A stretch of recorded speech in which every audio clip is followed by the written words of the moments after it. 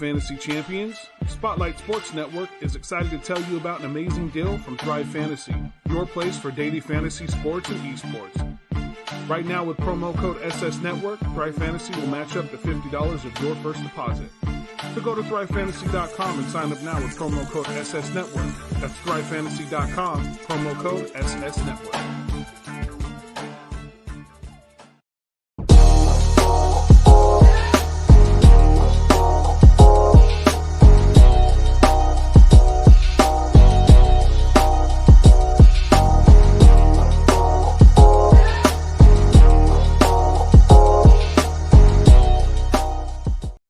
Do you like the Oakland A's? Are you a fan of the Golden Knights? Do you love the Los Angeles Chargers? Well then, my friend, you're in the right place.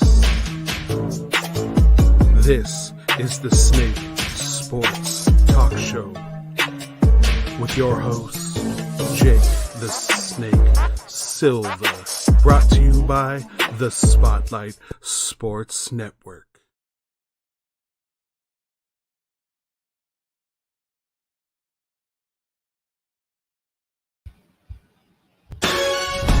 And now, broadcasting live from Las Vegas, the Snake Sports Talk Show with Jake SIlva starts now. All right, folks, it's that time again here on the Snake Sports Talk Show on a Wednesday night. Hope all of you guys are doing well wherever and however you may be watching and listening. We're live on all social media platforms. We're live on Facebook, YouTube, Twitter, Twitch, and also you can follow me on Instagram as well.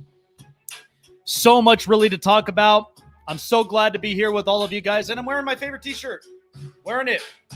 And if you haven't done so already, we've got much, much more than just t-shirts. We've got hats, we've got hoodies, we've also got short sleeves for all of our big time gym fanatics out there who want to show off those guns, you know. But other than that, definitely check it out at spotlightsportsnetwork.com under the merchandise section, powered by Spreadshirt. Let's look at everybody here in the chat. Prince Sean, what's going on? Michael Joseph, he's ready for showtime. Yes, indeed. What's going on, BL? Not a problem, man. I appreciate you giving the like. I really do appreciate it. We got a lot of stuff to talk about. And also, he didn't go on hiatus. He's officially back. But my good friend Jeremy Case is going to be joining me here up onto the show a little bit later on to be talking about some hockey and some exciting stuff on the Spotlight Sports Network. So I want to start off with this. So last night, first of all, game one, the NBA Finals is officially underway. And I think it was pretty clear what we saw all from this game from game one. I mean, it basically told you what Phoenix was all about this whole time. And what's funny about this is, I think about it this way.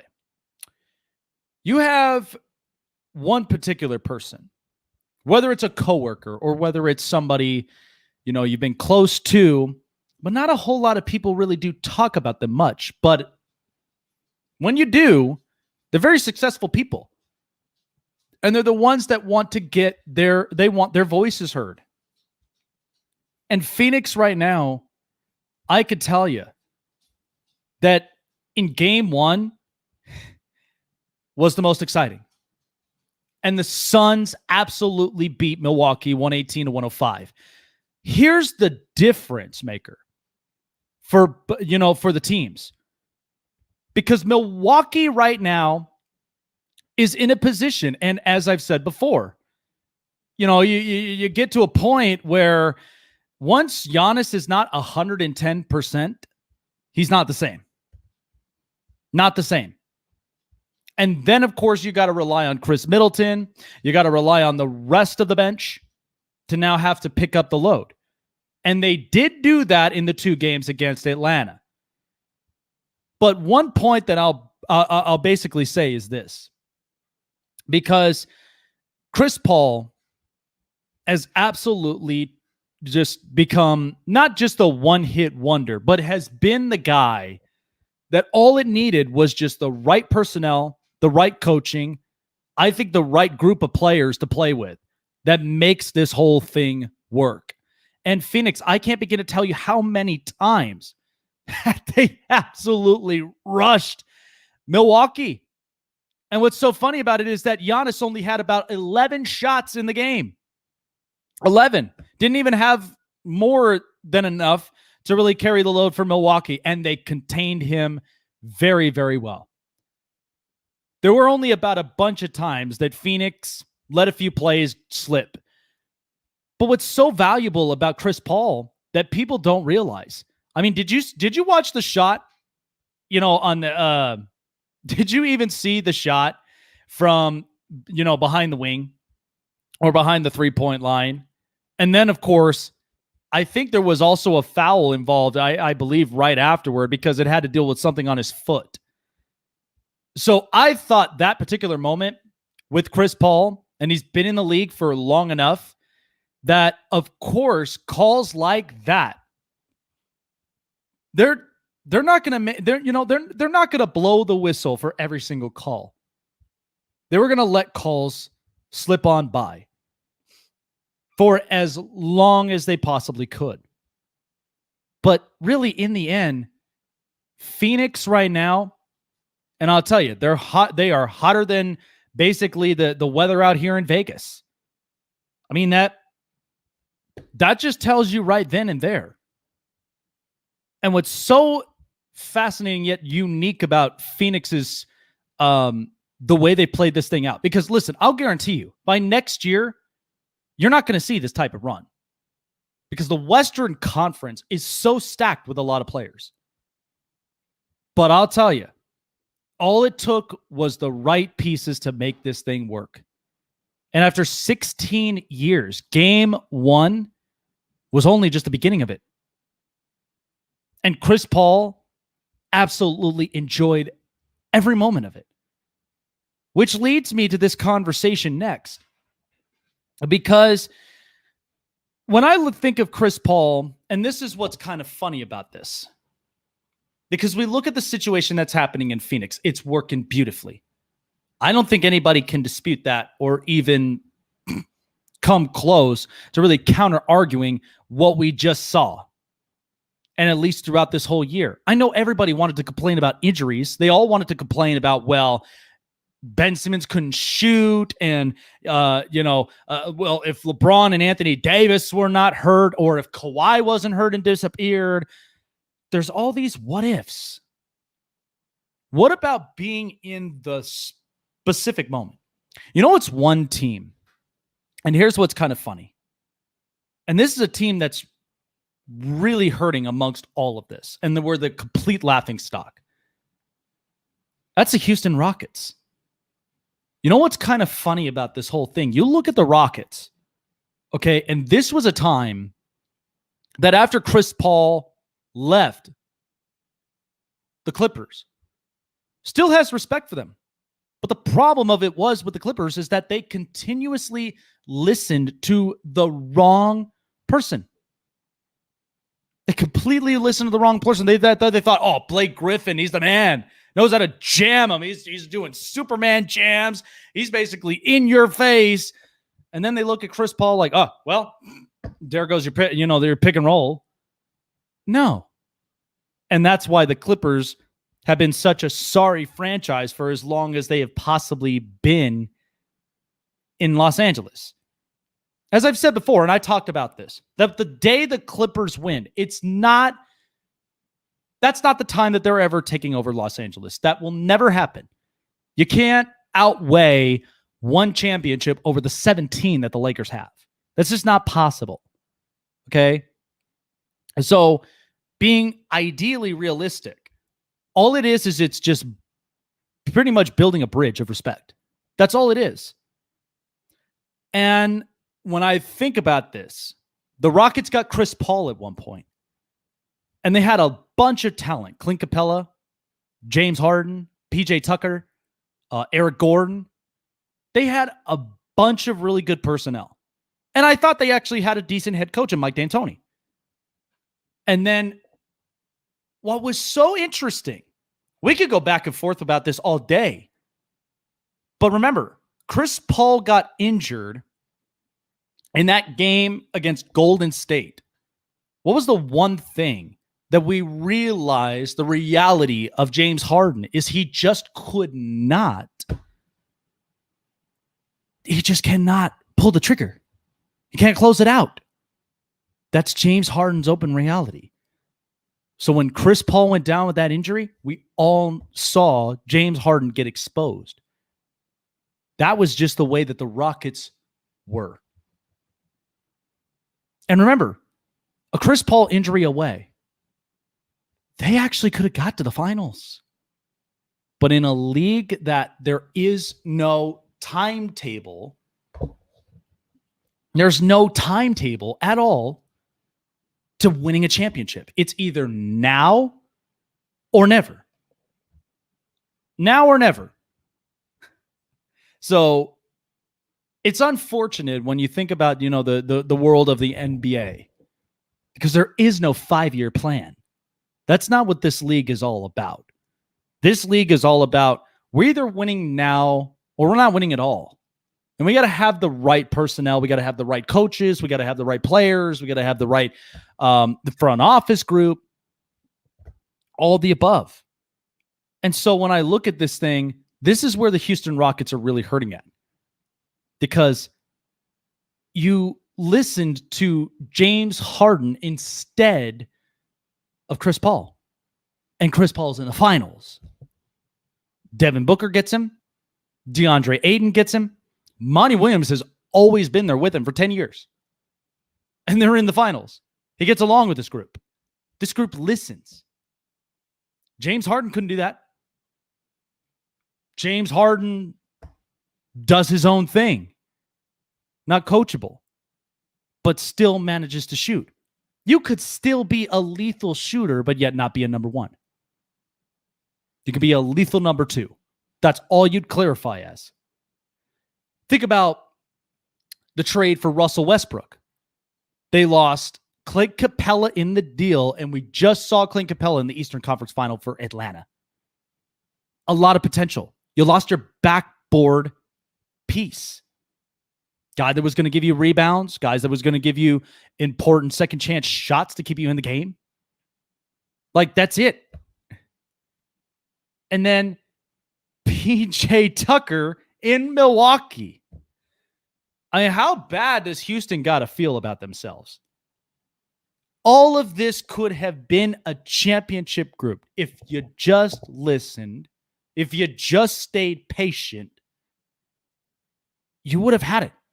You would have beat Golden State. You definitely could have beaten the Lakers in LeBron's first year. And then not to mention, Clippers were not even close to where they were until Kawhi and PG arrived. And then you have Golden State. You had the Lakers. You have Denver. Utah is Utah. Houston could have easily fixed this whole thing. But all it took was just one piece to completely obliterate this whole thing. And that's why they're sitting on their couches right now, and they're literally scratching their heads for hours and hours and hours on end. You could have had a championship, but instead you chose to listen to the wrong things, which, let's be honest, we've all made this mistake once. We've all made the mistake where we've listened to the one person that we probably should not have in that particular moment. But we're human beings for a reason. And then eventually, you're in a position in life where you live and you learn. That's what it's meant to be. You don't just obliterate this whole thing and then, I mean, by the time you're like 35, here's the thing. You better have your life shaped up at 35. I know too many people that are past that and they still can't figure it out. The Houston Rockets are never going to be able to figure it out. At this point, Daryl Morey's in Philadelphia. And I mean, D'Antoni's pretty much done. Chris Paul's in the finals in Phoenix. So is PJ Tucker. Clint Capella went to the Eastern Conference final. And that's it. That's all you got. So at this point, it's now a little too late for Houston. And it feels like they're going to be in this deep, abysmal well that they can't get themselves out of, at least for years and years on end, until we start to see something change in this organization. But again, that's probably the only organization I know that is sitting on their couch. They're weeping and they're looking at the what could have been or what should have been. But that's the choice you make when you listen to the wrong person rather than really evaluate the situation and make the moves for the better. That's the way that the world works. Coming up next. So, of course, we've got the new expansion year in hockey. New expansion team, Seattle Kraken. Can't wait for that.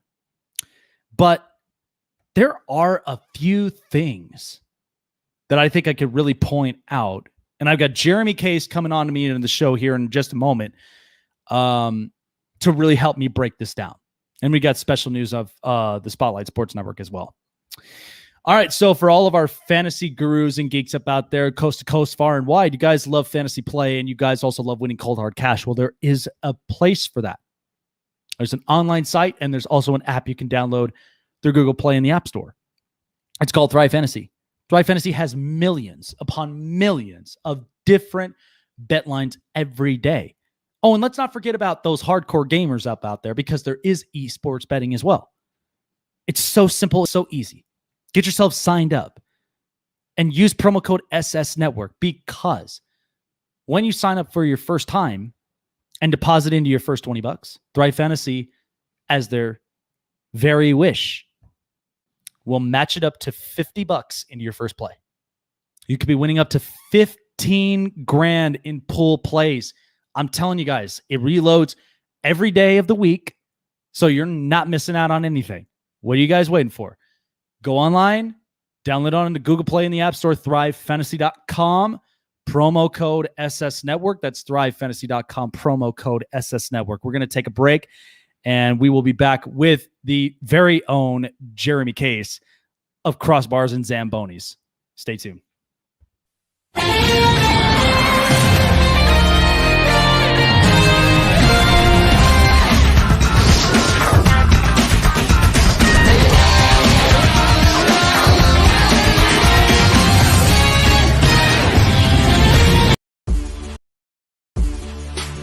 Welcome to the My City, My Game pod show featuring Raider J77, your place for all things Raiders and all things Trailblazers. Brought to you by the Spotlight Sports Network. Make sure you like, subscribe, and hit the bell for notifications. Now let's go.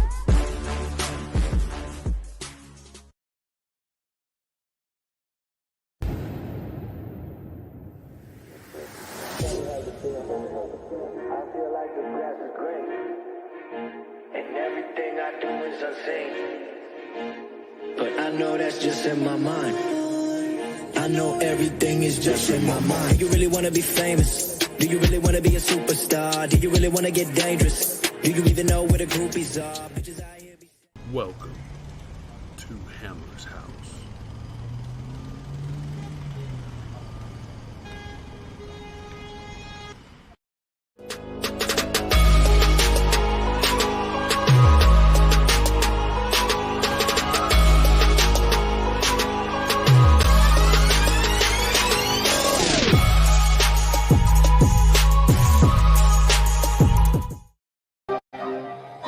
Guys want t-shirts, want hats, want hoodies, and want so much more of your favorite shows and, of course, your favorite network that's got you covered on all sports.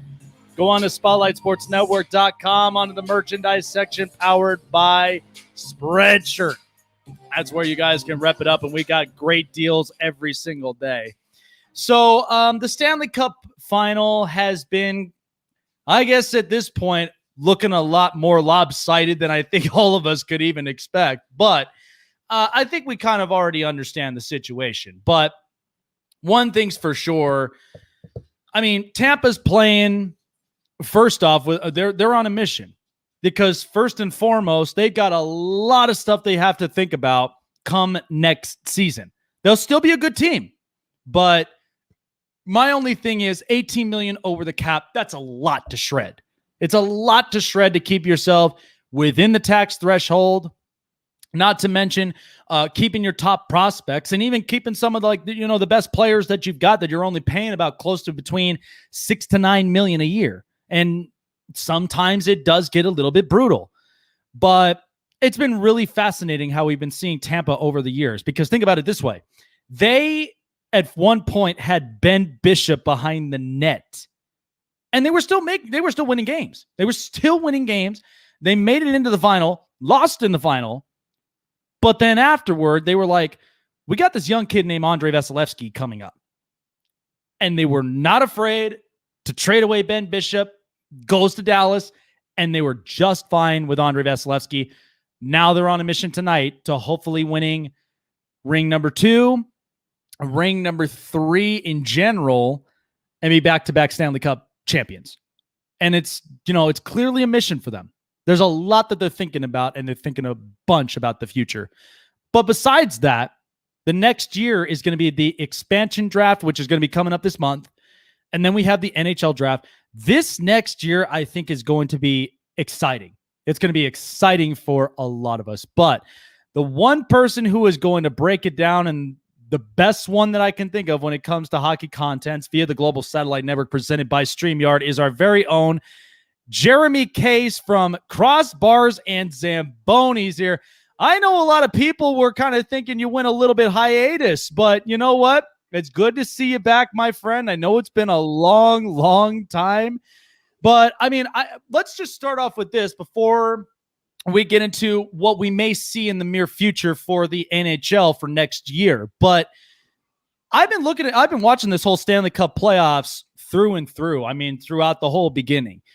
It was a new year, different division, and they kind of, I'd say, rushed this thing very fast because we talked about it before. 56 games, there's a lot of urgency. At least from watching from what the season brought us, what were some of the things that really kind of caught your attention that maybe by this next year could be something that could either improve it or maybe need to fix something in order to make it better for next year for all of these players? Well, I think the first thing that comes to mind is certainly health. Mm-hmm. We've learned a great deal. I think in the NHL next year, you'll see just a lot like what happened in the NBA this year. There's going to be a lot of injuries next year because they're going to go back to a full season. It's going to go from 56 to 82. Mm-hmm. And because of that, I think we're going to see a lot of players get strained. And there's going to be a ton of injuries. Health is going to be a huge thing. It's going to play a huge thing.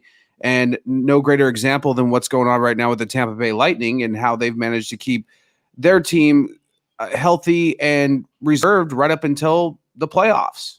Yeah. And they played that very well. So I think health is going to be a huge, huge factor going into next year. I know the term is often said a lot in NBA, but load management on a lot of players, especially goalies. That's going to be a huge, huge thing going into next year. Health is going to be the number one thing. We're going to see a lot of injuries, and it's going to. I believe it's going to happen. You go from 56 to 82 plus the playoffs. I mean, it's going to take a toll on some guys and some teams. Yeah, and you know what? The only thing that really kind of concerns me as well is the fact that, mind you, because we usually always wait 4 months until the new season comes up. Now we're waiting on 3. So it's going to be 3 months that the new season is going to start up. And that's even going to take a bigger toll throughout this whole thing. And it's funny because, yes, I mean, perfect example, the Tampa Bay Lightning. And let's just say, I mean, they have really planned everything through and through. Now, I know a lot of hockey fans, including you and I, have have mentioned this multiple times, that this is a team that has structured themselves from top to bottom beautifully. I mean, the fact that Steven Stamkos in the very beginning was just the focal point, and then comes Nikita Kucherov. Then, as I mentioned before, they were not afraid to trade away Ben Bishop to starting Vasilevsky, and now he's already a Stanley Cup champion. So it just seemed like the sacrifices was worth the rewards in the end. And then not only that, they found loopholes through the salary cap, which is now setting a precedent, and will probably, unless the NHL does anything to crack down on it, you'll see a lot of teams doing it going forward. Yeah, where they're going to hold out certain players because they're so far above the cap until the playoffs, when the cap expands and your roster expands, and they'll bring them back, keep them working out until then, and bring them back to the playoffs, and here we go.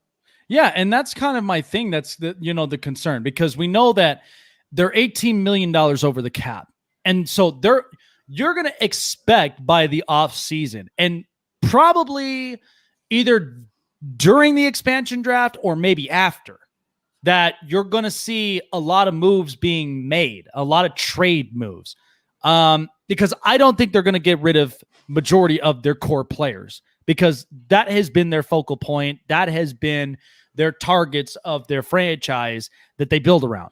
So, but decisions are going to have to be made. Yeah, decisions are going to have to be. They're going to have to be made. But I mean, you think about it. Like, I think David Savard is going to be a guy that they acquired from Columbus, that he's going to be gone. I don't think they'll be able to have enough to retain Blake Coleman. I mean, I think he's going to be out the door, which I do think he'd be a hot commodity for a team that's full of speed. I think also really does bring a lot of aggression on the offense to like kind of kickstart it. And then there's, a couple of defensemen as well that I think they need to get rid of. But even the hardest part is Tyler Johnson. The fact that he's been with John Cooper since the AHL. And that's kind of hard to really pull away from that. So, I mean, do you think this is kind of doable for the Tampa Bay Lightning, or do you think this might be a little bit of like that fork in the road that they'll have to deal with? Yeah, it's more than likely going to be that fork in the road that they have to deal with. I mean, obviously, they're still going to be a top contender in it right until the end, as long as they keep Vasilevsky. Excuse me. Yeah. But as long as you have good, solid goaltending, you'll always be in it. But do I think that they're going to be the first back-to-back Stanley Cup champion since the Penguins did it through 2014 through 2017? I don't think so. Mm-hmm. That's very extremely hard to do. Not only that, you got, like you said, the expansion draft coming up. And not only that, it's going to extend into a full season. It's not going to be 56 games anymore, like I previously stated. So I think the grain and everything else is working against them. And I think they know that. I think that's why they did what they did and loopholed through the cap, because they're like, well, there's a lot of things going on this year that we're going to have to, make decisions on. So we might as well just get it now while we can. And they're definitely doing it. I mean, right now they are, let's see here. They are, I think about 5.5-ish minutes from closing it out. Mm-hmm. So they're leading Montreal 1-0 right now. And it looks like they're 6 minutes away from closing it out. And it looks like that's probably what's going to have to happen. Yeah. And you think about it, because I mean, for as solid as Andrei Vasilevsky's been, throughout the season and even the postseason, he's very known for this. He's been able to clinch games in shutouts and have been able to move on to the next rounds. I mean, he's done it with literally every opponent he's faced this year. So I just want people to remember too. Sorry, Jake, that this just didn't happen overnight for the Tampa Bay Lightning. It took about 5 years coming to get to this stage for them. They had a lot of quick first and second round exits that in previous years past. I mean, they really had to work their roster, work the cap, work their whole entire team to really get to this point. Mm-hmm. And think about the year that they made the finals. Like that one year they made the final, where they literally they felt like they had a lot of pieces, because I mean, you had Kucherov, you had Stamkos, but it still kind of felt like there was still some missing links. And after they lost the final, I think that was the hunger that was really kind of starving in them. that they wanted to get back into the Stanley Cup final again. But Yeah, of course, they went out and get Pat Maroon, and they had a lot of solid core pieces to those lines, and it really shows how much it helps. I mean, if it wasn't for a shortened season and an expansion draft coming up, I mean, who knows how much more they could win and continue to loophole the salary cap like that. Yeah. Absolutely. Jeremy Case from Crossbars and Zambonis joining me here on the Spotlight Sports Network on the Snake Sports Talk Show. So let's talk about that with the expansion draft, because we know it's the 21st of this month, and then you have the actual NHL draft on the 23rd, so just about a couple days after. The Seattle Kraken, I mean, we've been keeping up with this thing since, they first made the announcement. And it is going to be very interesting how exactly that, this city, and because they've lived and breathed Seahawks football, Seattle Supersonics, and then, even back then in the early 2000s, the Seattle Mariners, maybe even in the 90s, and so having hockey now in Seattle, I think it's going to be great for the Northwest as far as their revenues go. It's very moist. Gets very rainy. But I think the general manager, Ron Francis, I think seeing a couple of times, he's got a vision for this. It may not be as impactful as we saw the Vegas Golden Knights in 2017, but what should we expect from the Seattle Kraken, and what his vision for this franchise is really going to do, and how it's going to leave a mark in the NHL, in the league as a whole?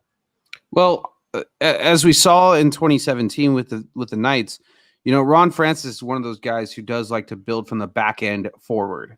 Mm-hmm. So, we saw that a lot going through the Vegas Golden Knights, and that's kind of what set them as kind of a pretty elite, solid team from the get-go, is that they had a really good, well, I mean, they got really lucky and swayed a lot of teams by getting Marc-Andre Fleury, obviously, but that those back ends were really great as well, and it helped them a lot. Especially going to the Cup their first year, but that's what you can expect a lot to see. It's not going to be as big of names this time, because the rest of the league has learned their lesson from 2017. Yeah. But it doesn't mean that there's not going to be good, solid players who can't get the job done that Ron Francis sees within this organization. So, I mean, you can just expect to see a lot of that. I mean, right now the hot name that's rumored to be interested in coming here is obviously Duncan Keith. He said he wanted to go back west or up to the Pacific Northwest. I'm not sure if that necessarily means Vancouver, Calgary, Edmonton, or Seattle, but it could mean Seattle, and that would be. I know he's 38 years old, and I know he's in the last 2 years of his contract, but he's only getting paid $5 million per, and that's a pretty good solid get at that age. And he is an Olympic gold medalist and a 3-time Stanley Cup champion. So I mean, it's not like he's necessarily a slouch if you get him on your team. I think he'd be great for the locker room in a veteran leadership role, and probably about good for about 10 to 15 minutes of ice time a game a night. He's a really solid guy still, and he can still go, just not as much as he could have. Right. Obviously, that happens with age, but just a lot of building from the back end up. And then not only that, the Kraken do 2 nights later, as you said in the draft, they have the 2nd overall pick in the draft. Yeah. So I wouldn't necessarily look at the expansion draft and think that is going to be the team that gets put out on the ice, because as we saw with Vegas as well, a lot of moves tend to get made after the team is selected. So a lot of trades tend to go down. So it's going to take probably until about late August, early September to really see what team is going to be put on the ice. Mm-hmm. Absolutely. And what's funny about that is because, and I knew exactly where you were going with it, was the fact that it's not the team, first and foremost, that you put together just from the expansion because of all the great players that we see in this league. It's more of building for the future of the kids that you're kind of getting into the draft. And it's kind of funny you mentioned that, because even Vegas, they're thinking about their future with Cody Glass and Keegan Kolesar, Nick Hague, and even Dylan Coughlin. So I would think Seattle, and even with the number 2, I see it this way, that they'll get the second best draft prospect that they could build around for their near future. And I mean, that's what it's really meant to be. I mean, if you're a smart general manager and you're also someone that knows the system, kind of knows exactly how this league really works, because there are some teams that have been flawless when it came to their farm system, growing players, and you just see them jolt. And then there's some that, like, they don't focus heavily on the farm system because they want to either win now or they're just kind of out of luck.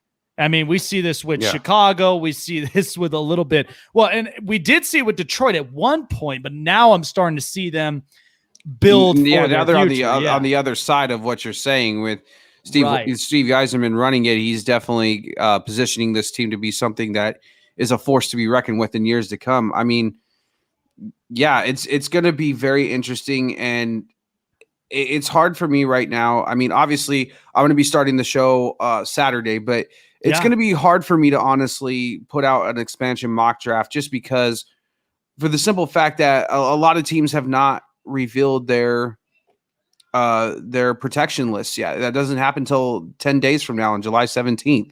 Right. So, and then you'll have an idea of who they can pick from. But even then, I'm not going to, because it's very unpredictable. Right. And like I said, just because they get picked doesn't mean they're going to stay on the team. And funny thing is, because now that's officially 32 teams in the league, but only one of the 32 is the one that they can't even touch. The fact that, the Golden Knights pretty much got themselves a get out of jail free card, because of the fact of, they're able to retain all their players. They can't move nowhere because of just from the previous expansion draft that happened before. And now we're having another one. And so it kind of, it kind of lucks out for the remaining teams, that who knows what fate is in store for them. But there were a couple of, I know there's a lot of trade rumors, and I also do know that there were a couple of other things, but I want to start with one that had already happened. So the LA Kings acquiring Victor Arvidsson from the Nashville Predators for two draft picks. Yeah, I looked at it this way. For as much as we know how much the Kings were kind of dumping off players left and right, I mean, they lost Tyler Toffoli, they lost Alec Martinez, they've also lost Kyle Clifford, and some of the originals from the 12 and 14 Stanley Cup runs, but still hold on to guys like Dustin Brown, Drew Doughty, Anze Kopitar, and even Jonathan Quick. My thing is, and I've pretty much told people, keep your eyes on Los Angeles, because they're in a position where you're building up for the future, for Alex Iafallo, Quentin Byfield, and a couple of, and even for Alex Turcotte, and then going and getting Victor Arvidsson just for 2 draft picks, because they had 9 total draft picks, and now they got 7. They got plenty to spare. So it's not like they're going to lack anywhere, but they also do have plenty of money in the cap that they're going to be on a shopping spree. And who wouldn't want to come to Los Angeles? So do you kind of see somewhere of an upside with the Kings after just making this move specifically? Absolutely. I mean, they got a ton of young talent mixed with a fair, sprinkled in with the fair little good veteran leadership there with that locker room. So yeah, absolutely. What a stupid trade by the Nashville Predators. I don't know what the hell they were thinking. And this was a guy a year ago put up 30 goals for the Predators last year, and he was on fire. I don't understand the trade at all, unless the Predators have some plan in mind to move those picks for another player to trade for. But it just seems like a pretty dumb trade by the Nashville Predators. I mean, I guess that's probably why they've been raising banners that have nothing to do with championships in the last 10 years or so, is because they keep making dumb moves like that. Mm-hmm. Yeah. And think about now, of course, with Nashville's side, because from what I'm hearing, Arvidsson's not the only person that's on that block. Apparently now there's been a lot of interest for Philip Forsberg. And I don't understand, but I don't think anybody's going to touch that contract of Ryan Johansson. But I don't know. There might be if you get a good discount, because we'd seen Ryan Johansson years ago in Columbus. He was very productive. And then the second he comes into Nashville, it's not the same player. And so it's kind of difficult to really kind of move a piece like that. Is he willing to produce? But I think you could get a lot for Philip Forsberg.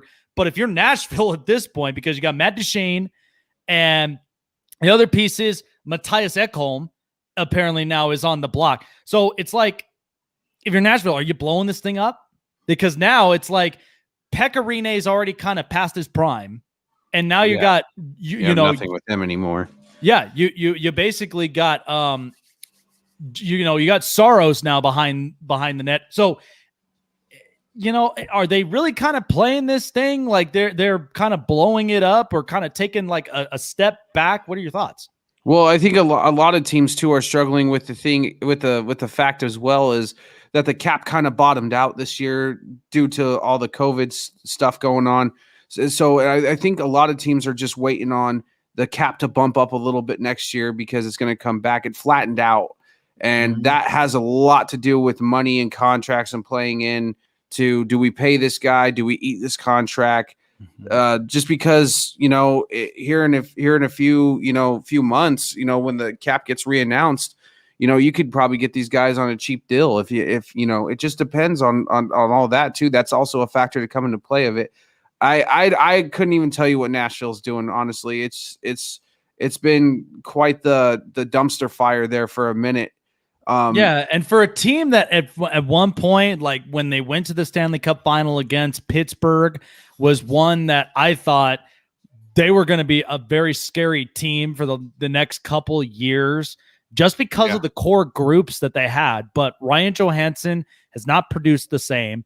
PK Subban now is in New Jersey, and they had to dump away that contract that Montreal Matt gave Duchene to still him. there? Yep, Matt Duchene. Well, yeah, because he's still on that 7-year contract with. I feel sorry for him. Yeah, and in contracts like that, it's just like, what are you really doing at this point? And then do you have at least a farm system that's going to build upon that? I don't know. Probably not. Yeah, because I'm going to guess. Because it just kind of seems like Smashville is just getting a little bit too quiet there. There's really nothing to smash up out there.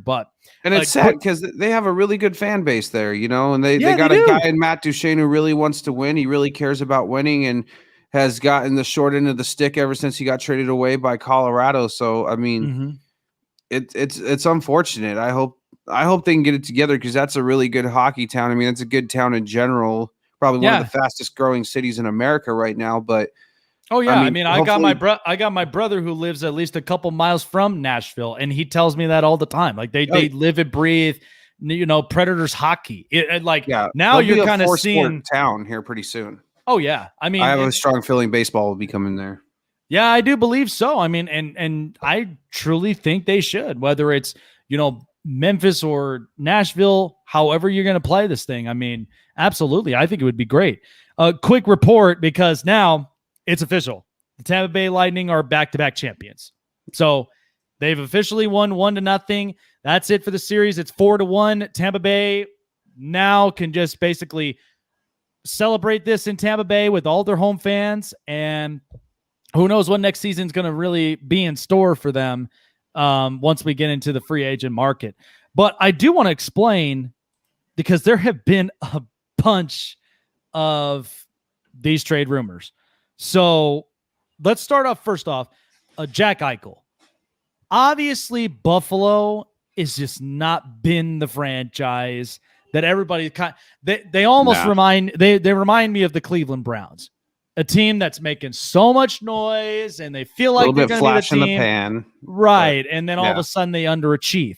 Yeah. So if you're Jack Eichel and you're looking at some of the possible destinations, because there are some teams out there that are looking for a centerman that I think really fits the bill. Where would you possibly see Jack Eichel going to if they put in the right price? Well, I think there was some talk of him possibly going down the road to the Rangers. Rangers need a good centerman that could really strengthen that young core with Zibanejad and Anthony Panarin and Alexei Lafreniere. I don't know if they're going to trade any of those pieces away to get him, but I don't see why not. Yeah, and they're coming off a year where you've got Adam Fox who wins the Norris Jack Norris Trophy, and so good strong team there. Outside of that, it's hard to determine exactly what teams want to eat that contract too. It's a pretty high paid salary contract for hockey. Right. Any other sport you look at that, you're like, it's not really that much, but for hockey, it's a pretty high paying contract, and it's kind of hard to tell. Because based on how the Buffalo Sabres have performed in the past 3 years, it's hard to tell exactly where Jack Eichel sits as far as playing ability, talent, how much gas he's got left in the tank. So it's honestly, it's just kind of a gamble, and you're just I'll tell you what, the team who really needs the center the most is probably going to get him. Yeah.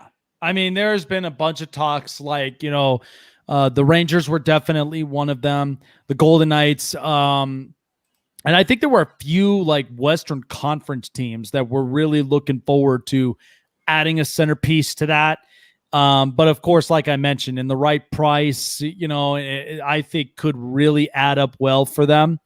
But it's just like, if you're Buffalo, you have got to figure out what you're doing. Because, I mean, look, I do like Rasmus Dahlin. I do think Olofsson is going to be a really good kid to build around. And I don't know if Jeff Skinner is really going to bounce back, not to mention having that big payday with Buffalo in that 8-year contract. They signed him. So I don't know what, Jeff Skinner we're going to get by next year. But they got to get more solid goaltending. They really do.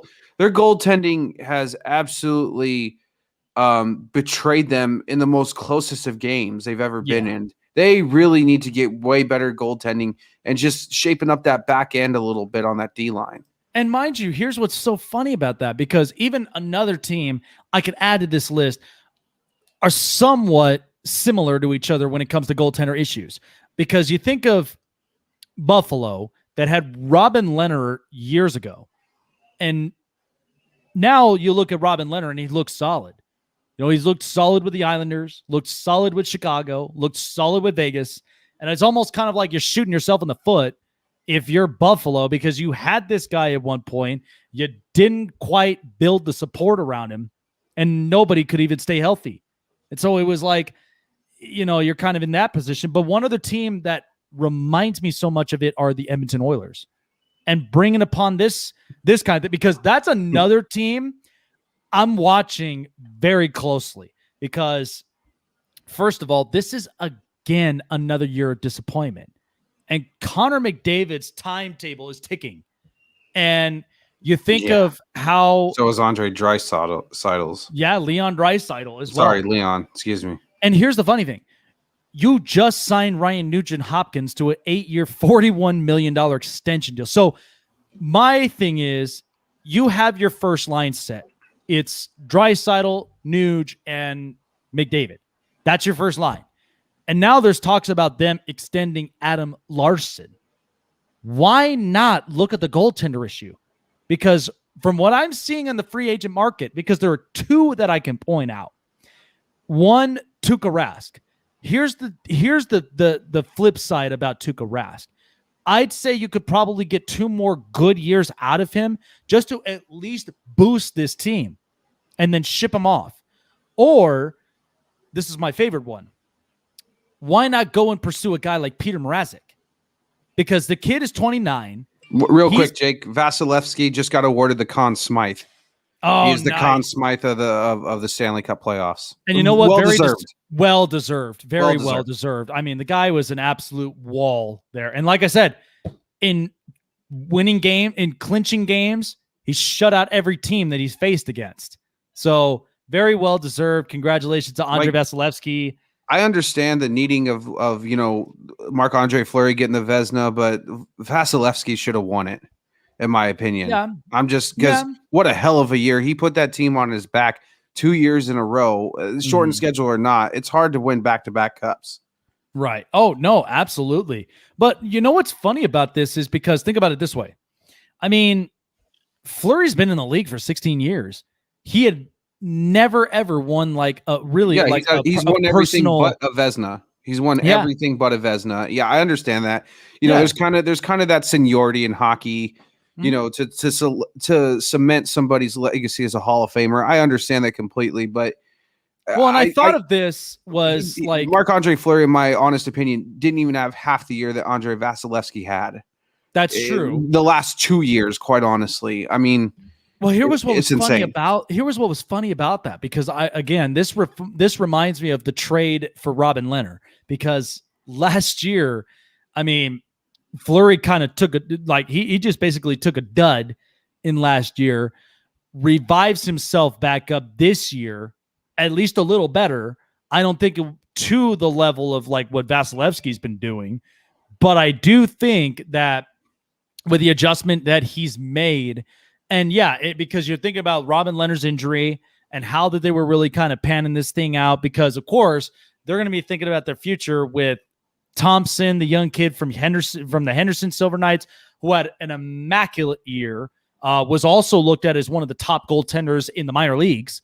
And then not to mention, you got Dylan Ferguson. So there's a lot really to talk about when it comes to the goaltender situation, but for someone to be recognized personally, I mean, in the Vezina, I do agree that Andre Vasilevsky would have been the guy, but I just think for someone to have at least a personal accommodation, I think it's kind of, it's puts a little smile on your face just to have that kind of recognition. I mean, the guy's already won 3 Stanley Cups in his career, so that's just kind of like an icing on the cake kind of thing. For sure. I mean, it's quite alarming when you have the most important game of the year in the Vegas Golden Knights and you don't start Marc-Andre Fleury. That's quite alarming to me, and I don't know if that necessarily what that says for Marc-Andre Fleury. Yeah. We all know he's a player that tends to not be so vocal about things, but it's quite alarming. Mm-hmm. It's definitely quite alarming. Anyway, back to the Oilers, as you were saying. Yeah, they need to get way better goaltending. Yeah, and so this is my thing is why not go and pursue Peter Mrazek? Because let's be honest, the last 2 years he spent in Carolina was phenomenal. And this is a team under Rod Brind'Amour that they're a really good communicated like passing team. With Sebastian Aho, they have Dougie Hamilton, who's now a free agent, and we don't know exactly what is in store for him. And there were a bunch of really good pieces that Carolina built upon. But I do see that in the age of 29, you could get Mrazek to a 4, if not a 5-year contract and see where that flies from there. Because I'm sure McDavid is thinking, dude, the kid's basically in his prime. You're watching him stopping pucks left and right. Points in 56 games. That's ungodly. Yeah. And so you would think they would go for something like that. So, is this honestly something where they really need to target is someone who with like Peter Mrazek came into this Carolina organization, boosted them in a big way. And do you think this could be a really good effect for them if he goes to Edmonton?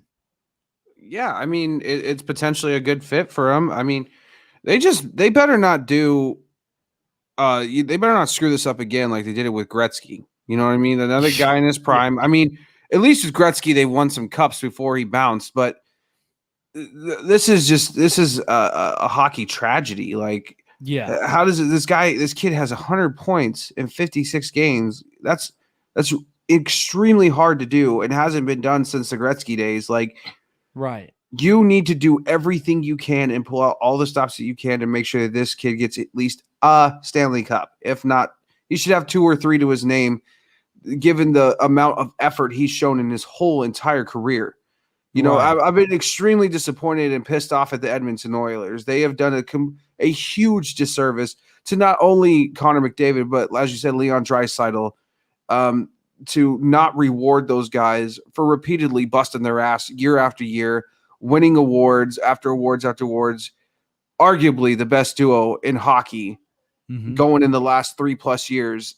Yeah. Think about it. Nugent Hopkins with a career high season that he's had this year. I mean, he really stepped up to the plate. And let's not forget, because people didn't point out about the defense, but I will say Darnell Nurse was solid this year. I thought Darnell Nurse did really well defensively. So if they at some point really complimented to it well, because let's be honest, Mike Smith, this was a lightning in the bottle year for him. He's already past the age.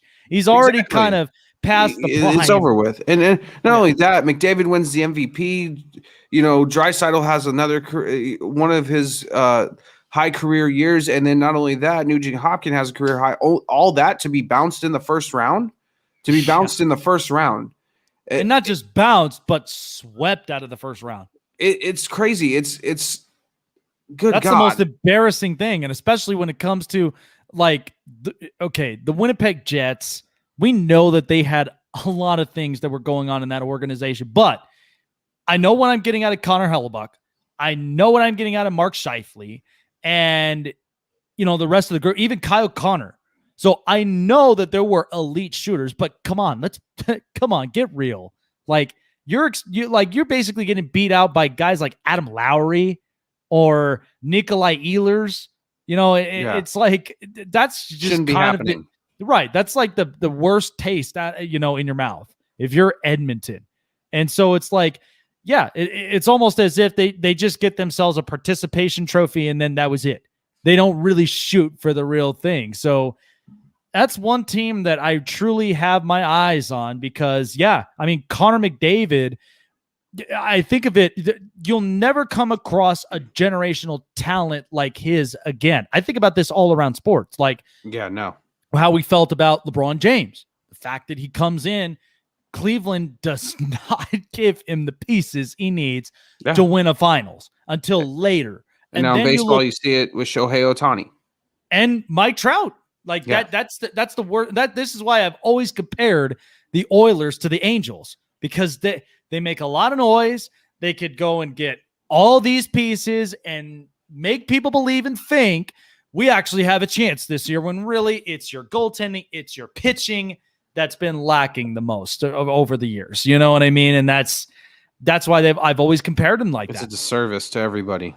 Absolutely. So here's another thing too, and I just got this report. This might shock you, but I really did love this group. I really, really love this group. But now there's rumored reports that Vladimir Tarasenko has told the St. Louis Blues that he is requesting a trade.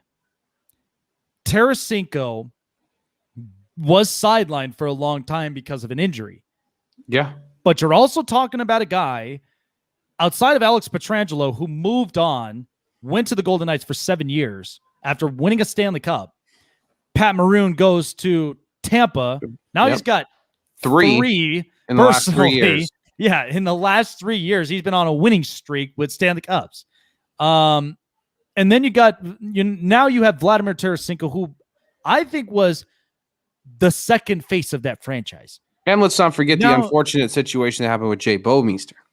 That's right. Yeah. I mean, so I don't really know how you play this situation with St. Louis, because even though they looked solid at the beginning of the year, they kind of fell off a cliff. Yeah. They got made of work by the Avalanche in the first round. Yeah. And swept. I mean, yeah. And looking at how fierce that they faced against the Avalanche, and not to mention the Golden Knights, how many times that they've back and forth games with them. So is this kind of a sign for St. Louis? I mean, they do have a bunch of really good solid pieces, but I just don't know how you handle this situation. If this is, if I'm the Blues and Tarasenko wants out. How do you recover from that? You don't. You got to blow it up. It's very clear to me that the St. Louis Blues have not been really doing much of anything to improve their team, honestly. And it just proves that the run that they got on was just a matter of momentum. I mean, there's a lot of talent on that team. Don't get me wrong, but it proves that it's just more of a thing of momentum with that one Stanley Cup. Yeah. It just proves they got hot at the right moment, had the right mentality, had the right veteran locker room presence, and it carried them all the way to a cup. That can happen sometimes. We've seen that a lot. Yeah, and think about this, though, too, because remember, Craig Berube came in the middle of 2019. Yeah. Came in the middle of that season. They've already fired their head coach. They bring in a new one. And I guess it's weird in hockey because apparently it seems to be an upwards trend. When you fire a coach, you're talking about a sport where a guy gets in a fight and that like fires up a team to see another guy get in a fight. Yeah, hockey can be a weird sport like that. Definitely it's kind of like baseball in the way it's kind of like superstitious like that. One person can change an entire mentality of an entire organization and just absolutely propel them to great heights. Yeah, it's extremely weird, but that just proves that that's what that was. It was a mentality. It was a change in atmosphere and attitude. And that's what carried them, because now, especially when you win a Stanley Cup, it changes everything about a team. Sure. Everybody wants to get paid. Any championship in any major sport, really, everybody wants to get paid. Everybody wants, everybody's like, okay, well, now I won a cup. Now what? And they want to do all they can to repeat it, but you can't have both in the NHL because there's a salary cap now. You can't get paid and win another cup. It's just very few players are going to get that, going to get that privilege to do that. So, I mean, honestly, it tells me that there's got to be something wrong in the Blues front office. Yeah. Something's not right with management. They're not making the right moves to make all the players happy. So that's probably why Vladimir Tarasenko wants out, and he probably wants to win another cup before his window closes. And I don't blame him. Yeah, and it was kind of strange how we saw what St. Louis was walking into this year, because think about some of the notable moves. One, they go and they lose Alex Pietrangelo to 7 years with the Vegas Golden Knights. So he's still in his prime and he still wants to win a cup and he wants to be a contender. They go and get Torrey Krug for 7 years with Boston. And it kind of seemed like Boston got hit a little bit, but I don't know. I mean, Charlie McAvoy and Brandon Carlo managed to just, put the team on their shoulders, and they were able to defend it very well. And then what's so weird to me that he even got a discount was a 1-year deal for Mike Hoffman. That threw me off because a year ago in Florida, he was scoring 30-plus goals and then just signs a 1-year deal with St. Louis just like that. So, I mean, I don't know. I mean, this is a kind of a team that you've got solid play from David Perron. And then not to mention Ryan O'Reilly became captain of the team when Pietrangelo exited. And so it kind of seemed like things were trending upward, but then Binnington didn't look the same. So I just kind of feel like, maybe there might be. Like I said, Bouwmeester, had that unfortunate situation there, went another key piece of that, and what happened to Steen? Steen too? No, I think Steen was still there. Yeah. It just shows that I think a lot of the players are pissed that the management wasn't doing what they could to keep those players there. And they want out. They want to go to a different situation because they probably see the writing on the walls and that this is going to fall apart. And they're just going to try and keep a shell of what was the 2019 team, and it's just not going to work. It's not going to work without Pietrangelo and Bouwmeester and Binnington not being the same way that he was. It's not going to work without those pieces. You need those pieces, especially with the Pat Maroon. I mean, good God, he goes to Tampa Bay and you see the type of impact that he makes on that back end, and he wins 2 back-to-back cups. I mean, it's obviously a key piece, and good on Tarasenko for seeing the writing on the wall and wanting to get out. Yeah. And so with that being said, because I'm sure that everybody's going to be knocking on St. Louis's door, requesting a trade. If you're Tarasenko right now, what would be the ideal fit to go if they could make a deal happen? Well, I think a lot of it's just going to depend on his contract structure and who can eat it. Mm-hmm. And like I said, also the salary cap. They got to see what it's going to do. If it's going to bump up, flatten out, what it's going to do. It's going to be such a weird year for the NHL in general with those types of things.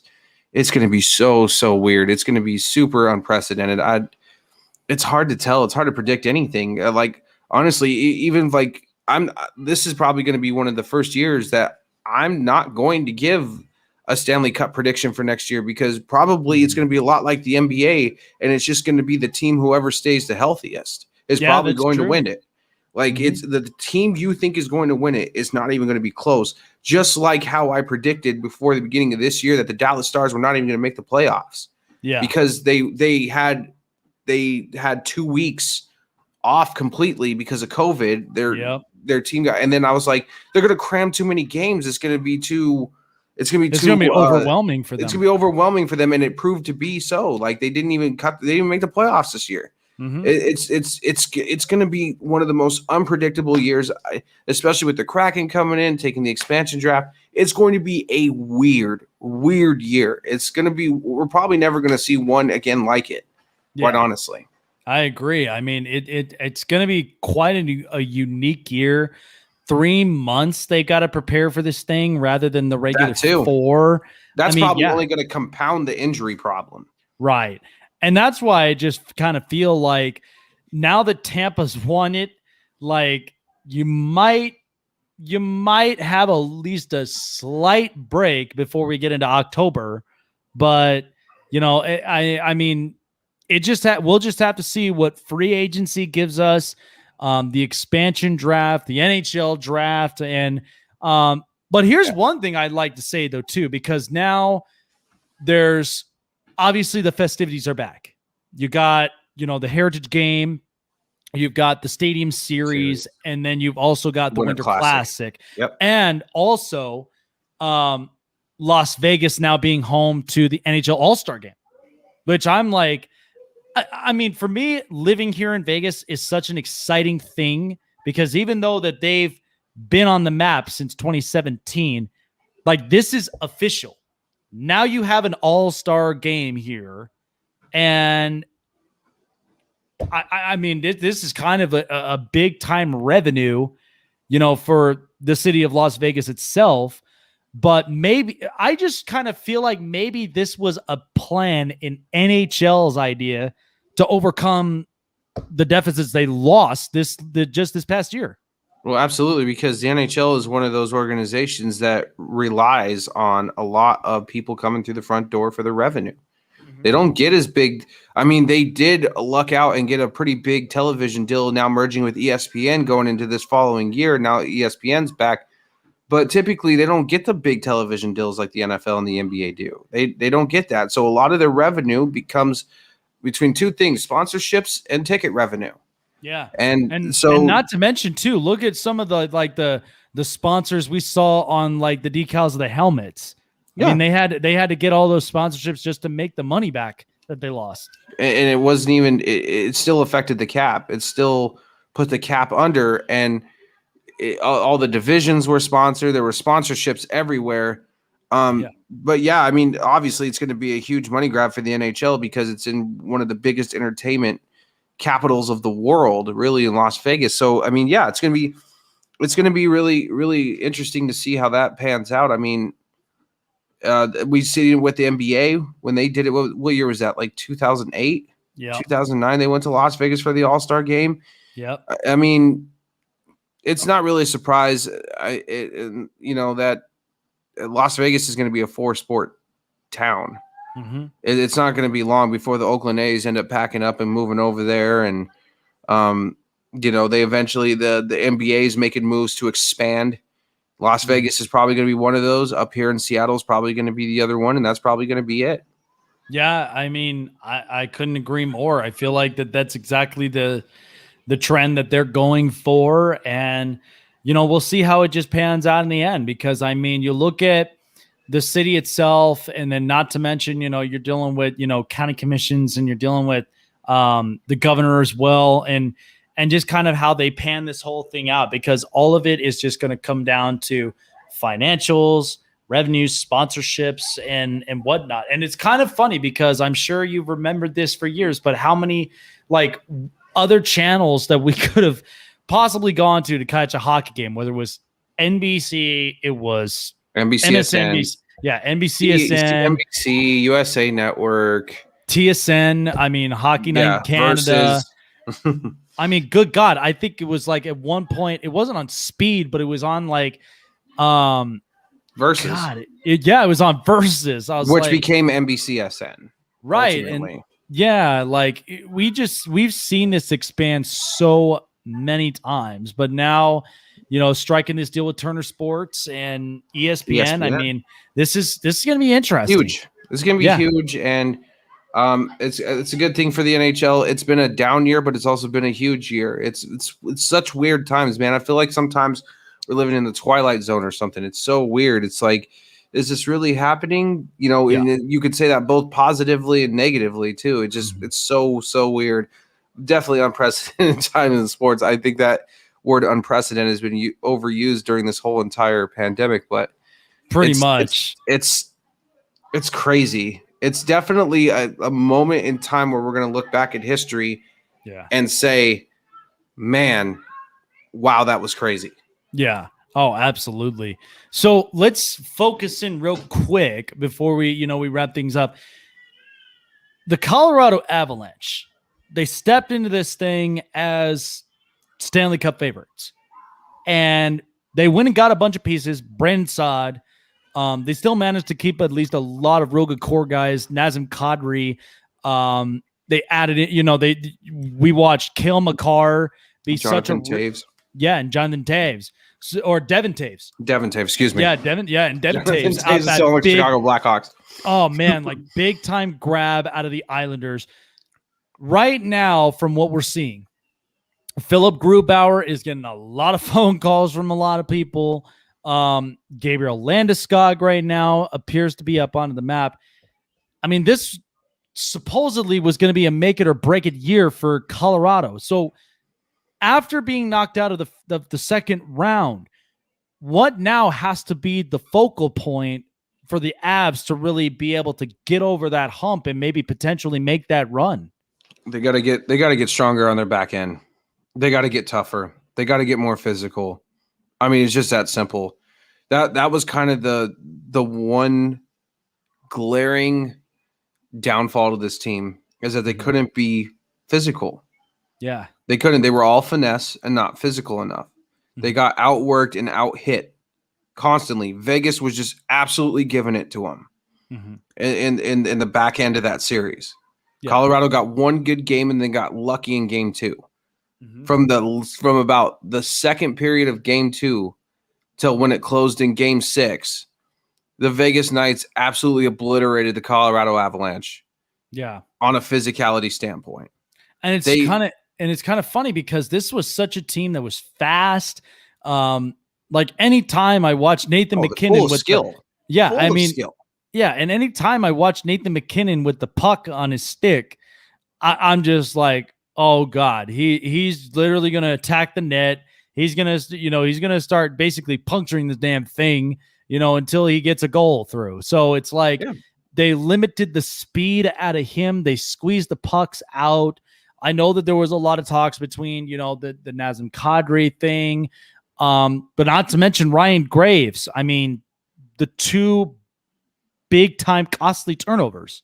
I mean, that's something you don't make, especially for a team that's really thriving, like striving to win it all. So there's a lot really to kind of think about. Not only that, Nathan McKinnon completely disappearing as well and not being a huge part of that offense. The After having an immaculate game one.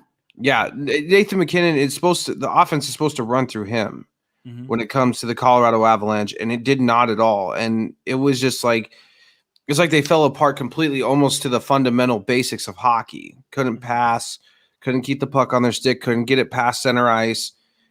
They were absolutely being overworked and dominated. Right. So I mean, they got to get a lot more physical on that back end. Hopefully they can convince Seth Jones to come home and grab Seth Jones. He's also been on the trade rumor market as well for quite some time. Knowing that he wants out of Columbus.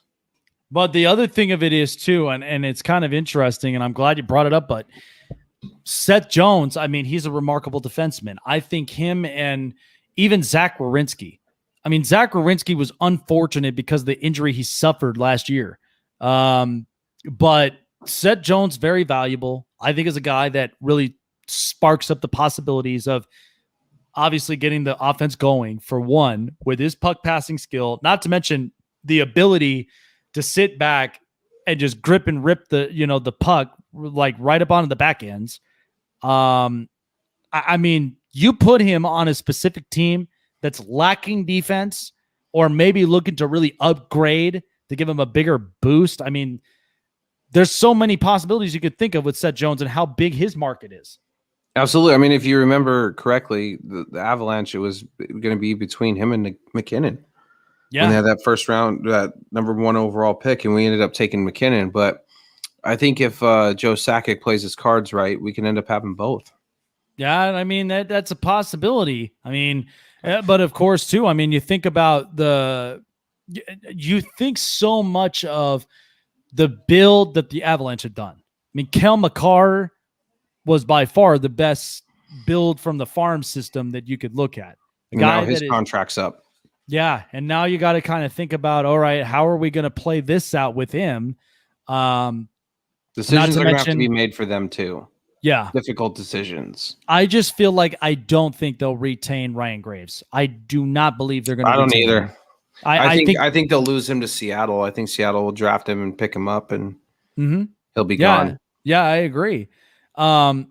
Here's a thought. I'm not sure if this is a possibility, but if Gabriel Landeskog does sign with a different team, or gets drafted by the Kraken, sure, one way or the other, but right. Would Nathan McKinnon be the next in line to be captain? Yeah, I don't see anybody else who would be next in line. Yeah, I really don't. Oh, go ahead, Dark Sage. Go ahead, man. But yeah, I mean, it's not even close.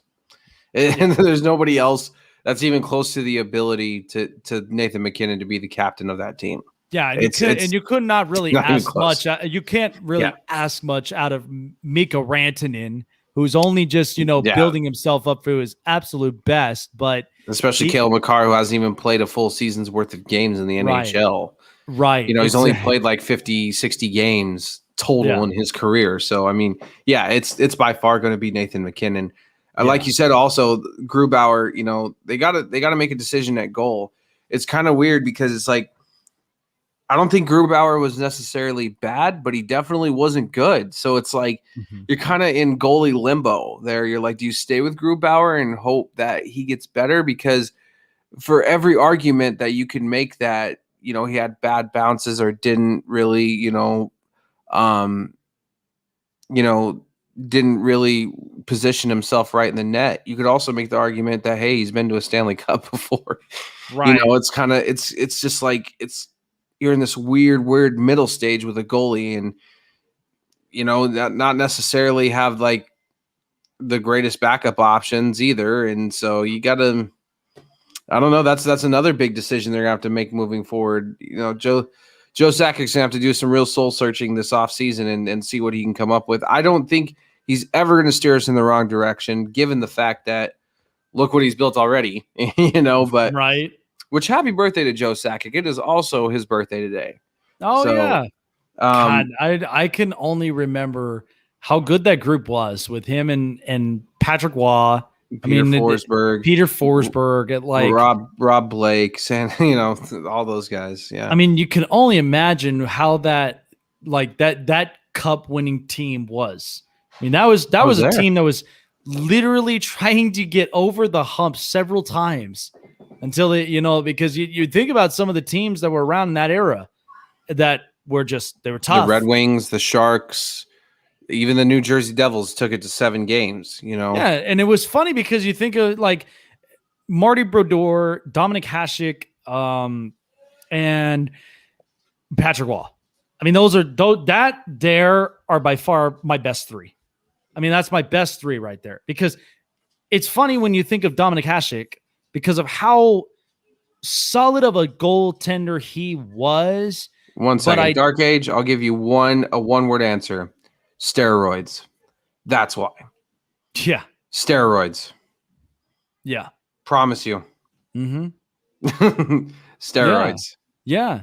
I mean, and that's and that's just kind of sorry, the one didn't mean to thing. interrupt, but it's steroids. No, and I mean, yeah, because I mean, like I've already put my 2 cents in on baseball at this point. I mean, I watch. Yeah. I'm just watching all of these silly antics in baseball now, and I just feel like it's just getting embarrassing. It's getting way over the top, and I don't think anybody's really a grown up there, And now, it's been pretty entertaining watching Shohei Otani. I can't lie. I'm probably going to go see him this weekend when he comes up here to Seattle, and I'm going to probably take my kids to the game and go see that one. Dude, that would be so much fun to seeing Shohei just do his thing. I mean, he's doing remarkable stuff that we hadn't seen since Babe Ruth. And this is bigger than Babe Ruth's. Like bigger in his pitching, and I think hitting wise, we're almost close to the same, if not similar. If the steroid era did not exist, he would be chasing Roger Maris right now, and there would be a huge following for him. I agree. If the steroid era did not exist. Yeah, I agree. And I don't even think that we would have this much of mix-ups, as we do now. I mean, you look at baseball in the last couple months, but it's been so strange to me with the fact that now these foreign substances is become such a big thing now. And when I look at this, I would only think of a couple pitchers: Max Scherzer, Jacob deGrom, Shohei Otani, and even good Lord. God, there were so many pitchers that I could think of. I mean, you could not oppose that on Clayton Kershaw at all. I mean, come on. A guy that naturally throws a 12-6 curveball, that knows how to start up top and just knows how to make it drop the second, it makes hitters silly. Cement mixer. But yeah. And it's just like, oh man. But Dark Sage, the thing is back in those times, you have to remember too, pitchers. Okay, first of all, pitchers only had one pitch, and that was a fastball, and you moved it all around the corners, up and down. You didn't have a curveball, maybe a changeup. You didn't have curveball. You didn't have a knuckleball. You didn't have a fork ball. You didn't have a circle changeup. You didn't have a slider. You didn't have all these pitches that you do then. Right. And they would pitch double headers too. Now it's to the point where like you're working pitchers on pitch counts because you're scared that they're gonna have Tommy John surgery and tear their ligaments in their arms because of the breaking pitches. How many breaking pitches there are now? Right. There's like that is the biggest factor for pitching. Like they would a lot of pitchers back in the day would pitch double and triple headers because they only had a fastball. Yeah. That you moved up and down on the corners. That was it.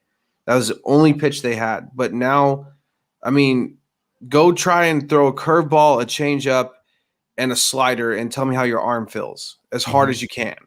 Yeah, you know, and you got to think of a completely different game. Yeah, pitching has evolved 10 times over since then. Very much, dude. And you know what's funny is that because I think of Jacob deGrom with this because the Mets have got to do something in order to make this work because they've been in the World Series once, and watching just how immaculate Jacob deGrom has been pitching, I'm afraid of that.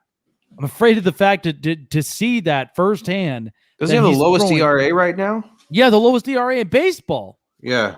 And then you're talking about a team that they got to string out hits. They got to string out runs because I remember the year that he pitched so well, won a Cy Young, but the offense was flat. The offense was just absolutely flat. They were not giving him any support. Yeah, so get run support. Yeah, this is just as crucial as pitching is to baseball. Run support is a thing too. Do you need immaculate run support? No, but you need enough to get the job done. Yeah, and I mean, even to turn those losses into W's. I mean, that's that's essentially what has to be the deal for the Mets. I mean, and that's what's kind of interesting. But think about it though, too, Dark Sages. Cy Young in those times, think about how the hitting was beforehand. Cy Young was making everybody like just look silly, and with 511 career wins, nobody's going to surpass that. And not only that, wasn't there still segregation at his time too? Yep, there's also that. Yep, I promise you, if Babe Ruth had to face Satchel Paige, he wouldn't be the home run king. I promise you about that. No, and that was when all of those talents were initially starting to build. I mean, think of the era when you had Stan Musial, Bob Gibson, Johnny Bench, God, Harmon Killebrew, Johnny Bench, and this is the funny one. I still say this to this day. Nobody is going to break 2 records. They're not going to break Joe DiMaggio's hit streak. They are not going to break Pete Rose's hit record. Especially since they weighted down the baseballs again. Yeah. Like, I remember it in the high school when we had these BB Corbats, and it was just like, so we're adjusting bats. Now we're adjusting baseballs. What do you want us to do? Like, it's almost now there's talks they're going to adjust the mound again. Oh, geez. So yeah, that also plays into it. They're testing it out, I think, in AA ball right now. They're going to move it. I don't remember if it's forward or back, but they're going to move it about a couple of inches to see. I think they're going to move it closer. If they move it forward and a starting pitcher gets hurt very easily, especially the only thing that will scare the crap out of me is those low outside pitches. Yeah, that's anywhere. Yeah, that's the only thing that I could say. If it's happening more often than usual, I'd say that's a bad rap for baseball. I seriously think that's a bad rap. It's entertaining more so now than it has been in recent years, but there is still a lot of problems with baseball in general. Well, here's what's funny is that you still get people who don't really appreciate the young talent. Like, look, Shohei Otani is doing something we all have never seen in like a century. And then pretty much. Fernando Tatis Jr. is breaking every unwritten rule possible, in order to make baseball fun again. And then you got, the descendants of some of these baseball greats. Vladdy Jr. I mean, he's going to be up in the home run derby. Bo Bichette. Biggio. Yeah, Kevin Biggio. Like, these guys are coming in and they're keeping the names up. And it's like how we've seen from even years ago when Senior and Griffey Jr., and then you have even the Boone brothers, like that there was there's so much history written in baseball that you can't even keep up with. But at least for the ones that shape the pace and not to mention the look of the game, we're not here to change the traditions. We're trying to make tradition better. But until then, I don't know really how you even get to this point. There's a lot of archaic stuff in baseball that just, like Kevin Rosenthal, he needs to go. I'm tired of that guy. Oh my God, Ken Rosenthal. I'm tired of him. I'm tired of all these old school baseball writers who think that everything should be like the way it was in 1940. I'm tired of it. I'm tired of them. I'm tired of them gatekeeping over baseball. Yeah. They just need to embrace the younger talents and understand that this is a different generation. It's evolved into something different. Nothing ever in life can go back to the way it was. People need to realize that. People wish that so much. They're like, man, I wish it would just go back to the way it was. It's never going to. No. It's never going to, because it's in our human nature to evolve. So the game has to evolve. And people have to understand that it's evolving. Yeah. I mean, I'm sure. much like life, life changes every day. And it changes, it changes every year. Everything gets updated. Everything becomes brand new. And, if you're not acclimating to the updates, you're basically going to be left behind, or you're going to be outdated. Like I still find it funny in this day and age how Pete Rose is still banned from getting into the Hall of Fame when gambling is now virtually legal. Yeah. I find I met him once, and I met him once, and still to this day, still lingers in his head. Like, and I just, I wait he's for one the of the greatest hitters of all time. Absolutely. I mean, even the guy that gave you heart and hustle. I mean, they didn't call him Charlie Hustle for nothing. The fact that he would go and get total bases, he would give you hits, and like, look, we'll talk about Tony Gwynn for a long time. And the fact that he never struck out that many times in his career, just tells you something. Like his vision at the plate was so immaculate, and he didn't care if he didn't hit a home run. That was not his MO. His MO was just getting you up on base, getting you RBIs. So it's like, if we'd ever learned truly the basis of baseball, don't you think some of these teams would be paying attention to that and could really be winning more championships than not? Or how the hell was it that Nolan Ryan in his whole entire career never won a Cy Young Award ever? Oh my God. Yeah. How the hell did that ever happen, and why? God. If I had the answer for that, I have no idea. Guys throwing the most that record will probably be broken sometime within our lifetime, but for his day and age, he was the most elite pitcher walking the face of the earth, and he never wins a Cy Young Award. Oh, he was a true workhorse wherever he was, in Houston and in Texas and in the Angels. He was an absolute Mets drafted him. He was an absolute workhorse.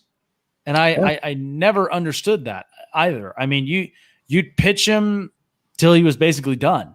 That's why the strikeouts went up the way they did.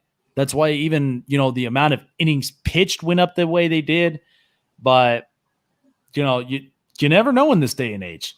And especially with how talent is just updating itself.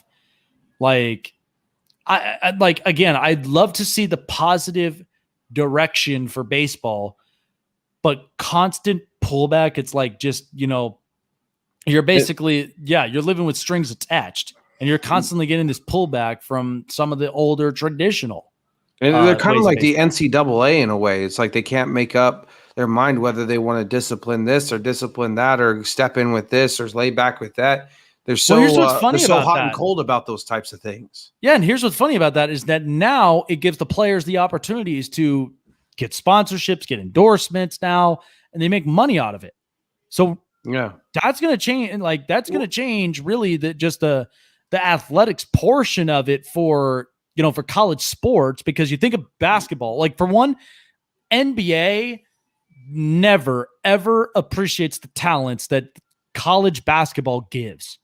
I mean, these are why these kids come out at 17 years old and they're either playing in the NBA or they're playing in the G League, or, they're playing overseas, and it's like, how do you really just handle with that? With the amount of talent that comes in, and then not to mention, let's be honest, some of these kids this is why I've pushed for this, to bring back financial stability class in high school. Because if you're taking a high school kid at 16, like, he's not going to know a thing or two about financial stability. Neither is he going to really truly think about the right moves that are really going to benefit his potential. Because look, you've got agents left and right. All they're really going to care about is making sure you look good, making sure that you're getting the best deal possible, because all that money and its revenue and its sponsorships, it's all just going to go right back into the pile. And nobody notices that. And that's where it's just like, well, where's the potential now for the kid? I mean, can he play? That's now the one thing people get concerned a bit. Right. No, I was just speaking kind of like on a disciplinary standpoint from Major League Baseball. They're like the NCAA. Oh, like, yeah. how is it the NCAA? They basically told all the Power 5 conferences last year, like, do whatever you want, but yet somehow, who is it? I think Arizona State's getting sanctioned. Yeah. Like, how the baseball's very much like that. They let all the spider tax stuff go, and they're like, now we're gonna step in and we're gonna do something about it. It's very weird like that. There's not a good amount of leadership within those organizations, and it's really it's killing the fan base is what it's doing. Yeah. It's really killing the fan base, and it's kind of like the prisoners run the asylum. There's no authority figure there. And it's like, okay, so then why is there a commissioner? Why is there a president? Why? Right. Why not just let these entities run themselves if that's the way it's going to be? They seriously need to get a CEO or something like that to run, just to run these entities. Like somebody that is consistent with punishment. Right. Honestly. Because at this point, you look at college now and it's just become a complete money market. That's just what it's become now. I mean, it was that way before. It was just people were a lot more quiet about it. But yeah, it's now official and it's now legal. Yeah. But Jake, I'm gonna run, man. I got to get out of here. But absolutely, yeah, I'm gonna be streaming Saturdays, probably about 10 o'clock Pacific. So that's 1 o'clock Eastern. You guys want to check me out? Crossbars and Zambonis. I'll be talking all things NHL. Every single team. We'll break it all down, and we'll have a good time doing it too. Yep, the newest edition podcast to the Spotlight Sports Network. Can't wait for it, man. I mean, like I said, it's been a long time coming at it, but to officially getting back up onto the grind and getting this thing started. The first ever episode of Crossbars and Zambonis. You guys can definitely check that out here on the Spotlight Sports Network, all over Facebook, YouTube, Twitter, Twitch, and even on Instagram. You guys can definitely follow him, like him, subscribe, hit the bell button so it keeps you guys all the up. Social media's up there. Yep, keep them all up to date. But it's always so good to be talking with you, my man. Absolutely. Dude, we talk for literally hours and hours on end, but it's always good talking with you, man. And I'm glad to at least haven't seen you back up and running and getting this thing going. And who knows? Now Tampa's basically back-to-back champions. So now let's just see what the expansion draft's going to give us for Seattle, man. But always good talk. I'll tell you what, all through August, I'm going to be a busy man. We have a lot going on. Oh, yeah, man. We're going to be stacked, but I'm excited for it, man. But take care of yourself, man. Hopefully, hopefully we'll definitely do this again, and we'll see exactly what the next year is going to look like in the hockey world. Yes, sir. Thank you for your time. Not a problem. Have a good one. All righty, guys. Jeremy Case right up over there. So, yes, Crossbars and Zambonis is going to be the next big thing for the Spotlight Sports Network, especially when it comes to die-hard hockey fans. There's finally a home for that. I know I talk a lot about hockey, here and there, and focus a lot. I try to keep the balance of a lot of these sports, but finally there's a home for a lot of the die-hard hockey fans. And again, Jeremy's a very, very smart, very smart colleague of ours. Very much dug in deep when it comes to hockey.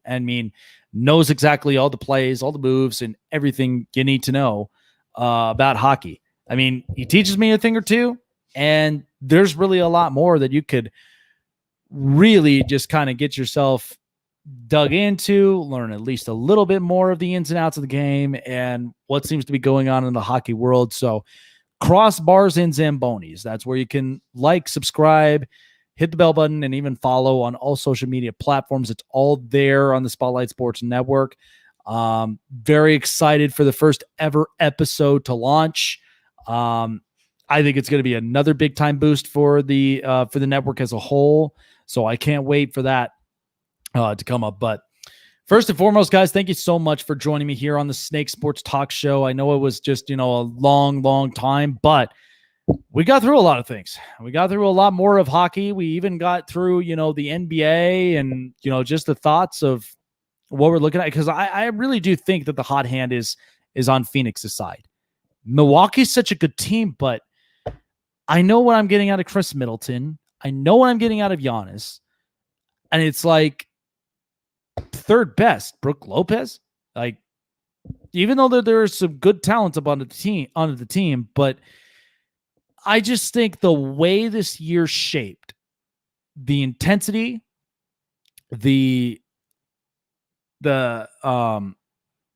momentum has all shifted to Phoenix.